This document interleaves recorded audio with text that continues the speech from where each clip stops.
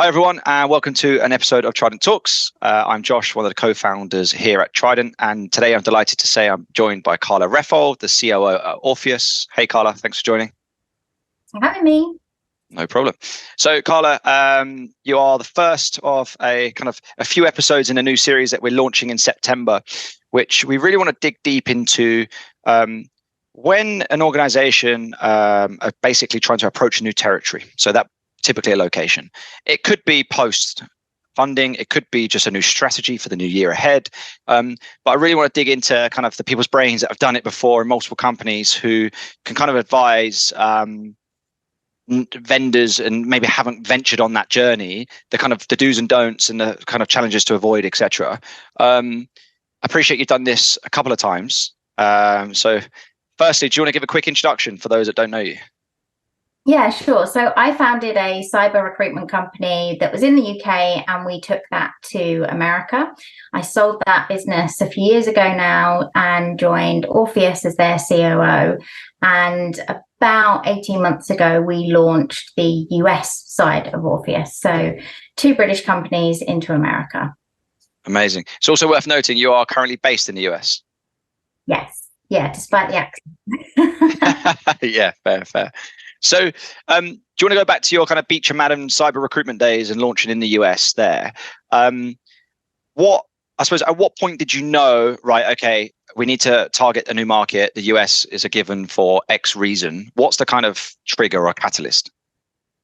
It's really customer driven. I think it has to be. So we were actually going to launch in Singapore. We were very close to a Singapore launch, like all the research, all the money that you needed, because you have to have put up quite a lot of cash to do Singapore.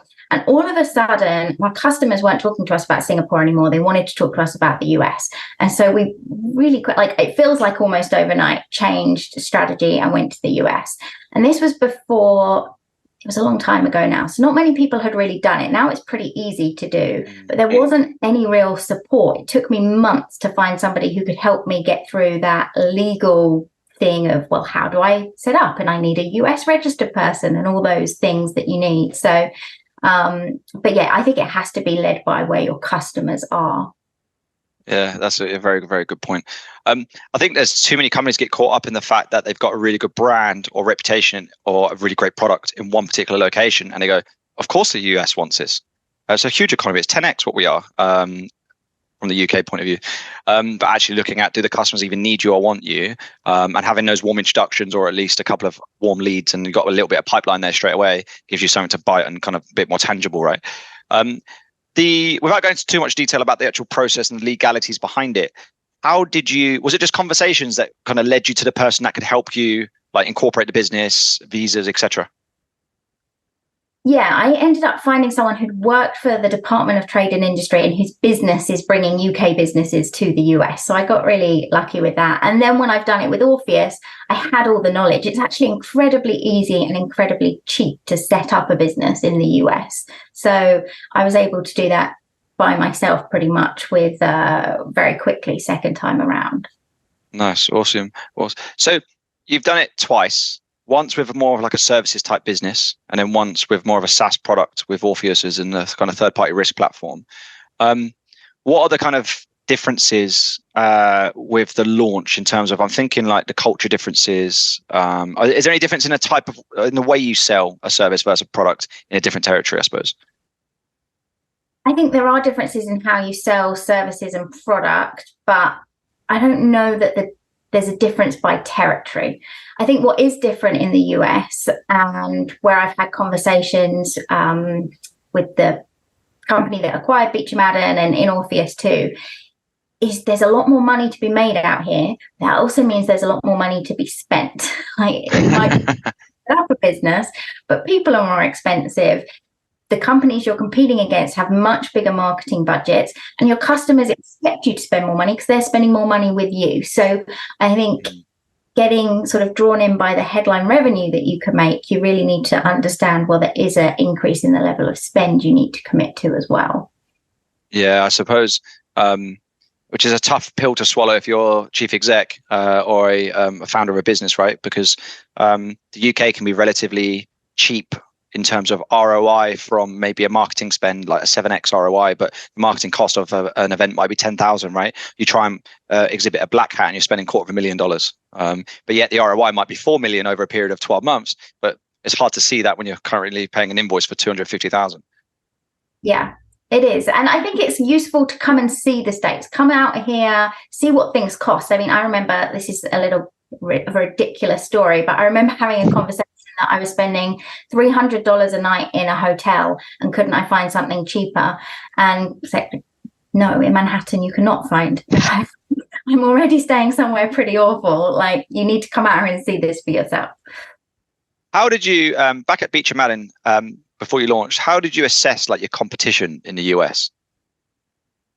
At that time, there were a couple of companies that we knew that were doing it. And we, I think, really customer led again. You know, why were they asking us to help them in the US? Yeah. What were they seeing? It was very different. The US companies were operating in a very different way to the UK companies. And the UK companies that come into America, there was a real drive, like they liked the way British companies were serving the market. So that was all customer led.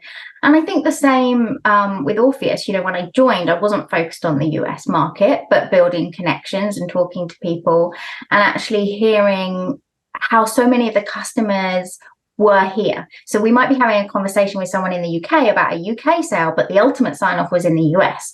And right. I think we see that more and more and realize, okay, the decision makers are here. We should be here. Yeah, good point. Let's talk about resource for a second and pinpoint marketing. We'll go into kind of headcount in terms of sales teams and stuff. But is it possible or not to have your, let's just use a UK cyber vendor for an example, Series A just got, I don't know, 6 million in funding, right? And part of that funding and the purpose of that cash injection is to launch a new region, let's say the US. So just create a scenario. I've got a marketing team in the UK. Will that suffice if they have no knowledge in the US? Is it like, can it be taught and learned and picked up quick enough? Or am I kind of, is this a loaded question? Do we then hire a marketeer in the US who knows that region first? Is there such a difference in the way you market in the US to the UK? Other than cost? I don't think there is, but maybe I am a little biased because I'm now several years into being in the market and I just inherently know the differences. There are obvious things like check your spellings. Like, do you have a US version with US spelled words so they see you as a US company? But I think actually if you've got a team that know your product, know your customers, those are minor things that I think they can learn. I don't think it necessarily requires a whole separate marketing team. Yeah, okay. Yeah, good point. And then moving on to headcount in terms of sales teams, how do I, because what you typically see is the obvious scenario is a US company venture-backed from West Coast coming into Europe, right? And tackling the European market. They would typically hire a VP of sales on the ground, maybe a GM of sorts, and then they typically build a team around them depending on the pipeline. How do they, like, is that the same going the other way? Or could you just take someone from your UK team? I'm just thinking about how, like, chicken and the egg scenario, isn't it? Because then when do you start building your pre-sales team, your post-sales team? Like, do you have to rely on the pipeline first to prove that there is a concept there, revenue coming in? What's the kind of best approach, I suppose, to building that sales function? Is there a best approach? I know that there is, right? It's going to depend on your product, your funding, what you want to do, like how quickly you want to do it as well. Both times what I've done is we've had a senior person that's gone and built some pipeline, and then we've then slowly built the team around them. And we haven't had lots of funding either time. Like, you know, this isn't a multi-millions to spend and make a splash. We've had to do this quite organically. So that's what I've always done with the team, build it slowly.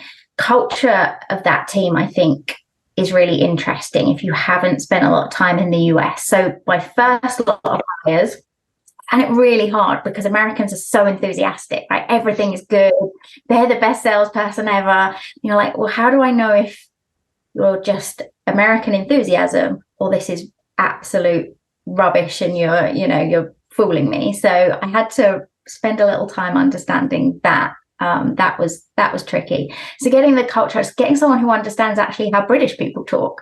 Like we now have the opposite problem where the sales team here are going, all right, I know that fine means I've done a good job, whereas actually most Americans see fine as quite insulting. Yeah, I see some of your statuses on LinkedIn. Sometimes they make me laugh when you're looking at the kind of the Brit abroad, basically, and the nuances and putting your foot in it. Interesting.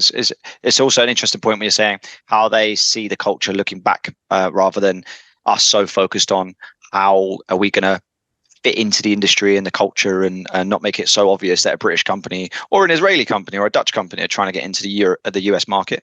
I'm sure you don't have many, but are there any kind of like instances or mistakes to avoid? Or if we're talking to chief execs now of vendors who are potentially going through the pitch to get their 6 million in Series A to then take their company into a different territory, particularly the US, any mistakes that come to mind, or maybe don't have to name names, but anything for them to avoid, I suppose, or any advice? I think the best thing you can do if you haven't done it before is be really open when you're raising money about the fact that you want that help, because VCs love doing this, right? They love taking company, like Israeli companies are a great example. Most of them come to the US because they need the export market. So VCs have done this a lot, but they want to know that you are coachable and that you will accept their help, because they can really help you. But I think if you are not aware of the challenges you are going to face, then that's going to hurt you. Building credibility is probably the biggest one. Like, how are you going to, you might be really credible in your country. How are you going to become here? So I think just being open about the fact that there is stuff you don't know will probably get you a lot further.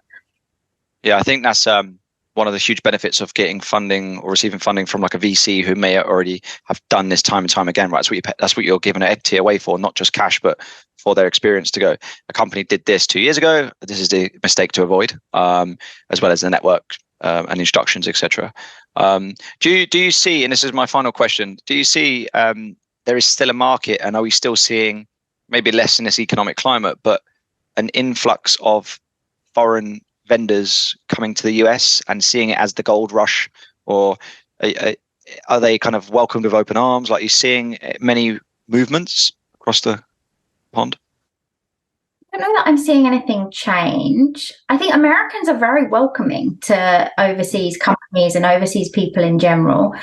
I think my learning was when I did it with Beecham Madden, that was a selling point. They wanted a different way of doing things.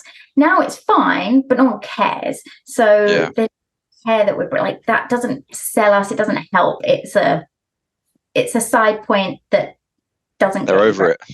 Yeah, it's like, okay, well, great. Well, what's the solution? I don't care where you come from. I care what your solution is. So I don't know that I'm seeing any major trends or differences, but actually you've just got to become, I think, an American company and think that way if you want to be successful.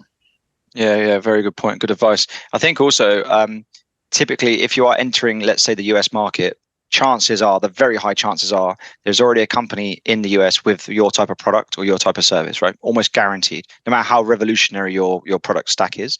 So like, what is your USP? Why are they going to all of a sudden not renew with their current provider and come with you, or put you on the PSL, or why would they bother? What is that kind of penetration, kind of unique selling point now? Because like you said, 10 years ago, a UK recruiter, maybe not 10 years, but a UK recruiter back in the day, it would have been just because you're British and they like your accent and you work really hard and they like the work ethic, and there's something different, right? Coming over there now, it's like, cool, another Brit. Interesting. Identifying that kind of tip of the spear that you can throw into the US if you want. It's otherwise you're just another vendor trying to jump on the gold rush, right? That's the same for how you sell product in general, right? Like, the fact that you might like me and you've met me gets me through the door, but my product has to be good. So that doesn't matter what market you're in. Yeah, very good point. Karla, I appreciate your time. Thank you for the insight and the knowledge. I know you've done it twice successfully. So really good to have you on board. Thank you. Thank you.